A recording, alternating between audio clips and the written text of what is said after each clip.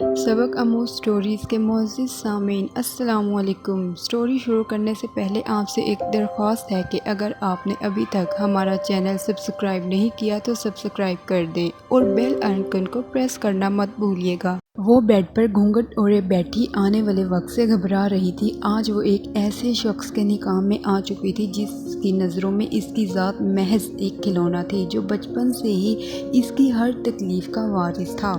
شاہ میر شاہ، جس کی ایک دنیا دیوانی تھی۔ شاہ میر خاندان کا سب سے بڑا اور لاڈلا پوتا تھا۔ اس کی ڈکشنری میں نا جیسا لفظ موجود نہیں تھا۔ وہ شاہ سردار تھا۔ شاہ میر کی ایک بری عادت تھی، اس کی ضد و انا۔ وہ دیکھنے میں جتنا خوبرو تھا، دماغ سے کئی زیادہ گرم تھا۔ شاہ میر روم کا ڈور لاک کر کے اشال کی طرف اپنے قدم بڑھانے لگا۔ اشال بیڈ پر بیٹھی پور کانپ رہی تھی۔ شاہ میر نے خود کو شیروانی کے بوجھ سے آزاد کیا اور دڑم سے بیڈ پر آ گیا۔ اشال اس کی حرکت پر چیخ اٹھی۔ جانم، ابھی تو میں نے کچھ کیا ہی نہیں، ابھی سے کانپ رہی ہو۔ شاہ میر نے اس کے دونوں ہاتھوں کو انتہائی سختی سے اپنے ہاتھوں میں جکڑتے ہوئے بولا۔ اشال کی کئی چوڑیاں اس کی کلائیوں میں کھب چکی تھی۔ درد سے دوہری ہوتی اشال نے اپنے ہاتھ چھڑانے چاہے، جس پر میر شاہ کی گرفت اس کے ہاتھوں پر مزید سخت ہو گئی۔ اشال ہچکیوں سے رونے لگی۔ درد ہو رہا ہے؟ شاہ میر نے طنزیہ لہجے میں پوچھا۔ اشال نے زور زور سے ہاں میں سر ہلایا۔ شاہ میر نے اشال کی نیلی آنکھوں میں درد امڑتا دیکھ کر اس کی کلائیوں کو آزاد کیا اور جھٹکا دے کر خود پر گرایا۔ سمجھ سکتی ہو میرا درد، میری اذیت، میری سسکیاں سنائی دے رہی ہیں کیا تمہیں؟ نہیں نا؟ تو تمہاری آواز بھی نہ نکلے، ورنہ مجھ سے برا کوئی نہیں ہوگا۔ شاہ میر سرد لہجے میں دھاڑا۔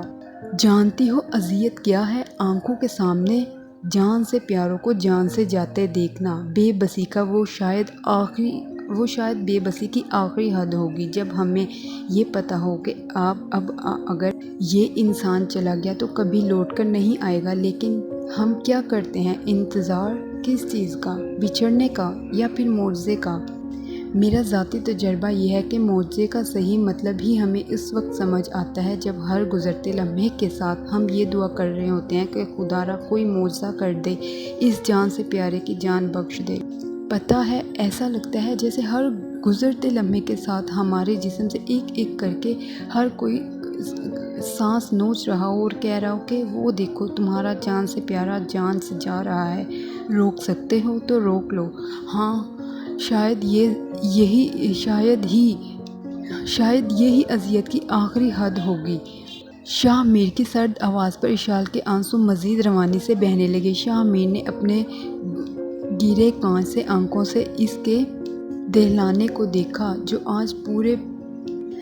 آج پور صرف شاہ میر شاہ کے لیے سجائی گئی تھی۔ دل چاہا ساری دنیا سے چھپا کر صرف اس نازک سی لڑکی کو سینے میں چھپا لے، مگر جب وہ سب منظر یاد آتے ہیں، خون میں لاوا سا ابلنے لگا۔ شاہ میر نے انتہائی جارحانہ طریقے سے اشال کو قریب کیا اور اس کی ناک سے ناک جوڑ کر سانسیں انہیل کرنے لگا، کسی ڈرگ ایڈکٹ کی طرح۔ اشال اس اچانک لمس پر تھرا اٹھی، سانسیں بکھرنے لگی۔ بے جان ہوتے وجود کے ساتھ اشال نے اپنی پیشانی شاہ میر شاہ کی پیشانی سے ٹکائی۔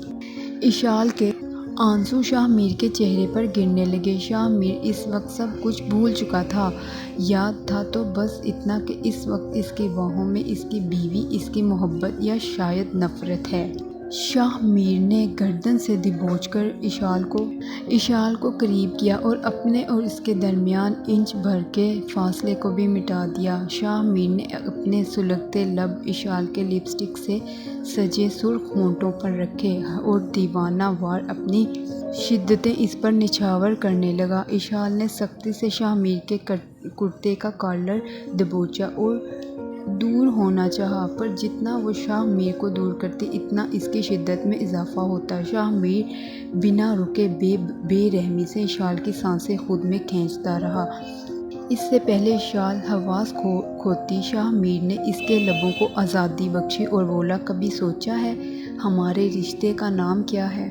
محبت، ضرورت، خواہش، جنون یا عشق یا نفرت؟ یہ وہ رشتہ ہے جو آسمان کا زمین سے ہے، بارش کا صحرا سے ہے، حقیقت کا خوابوں سے، دین کا راز ہے۔ یہ کبھی ایک دوسرے سے مل نہیں پاتے لیکن ایک دوسرے کے ساتھ صرف سمجھوتے کے لیے۔ شاید ایسا ہی رشتہ کچھ میرا اور تمہارا ہے۔ تیرے در پر جو آئی ہے کنیزوں کی طرح، وہ اپنی بستی کی شہزادی بھی تو ہو سکتی ہے۔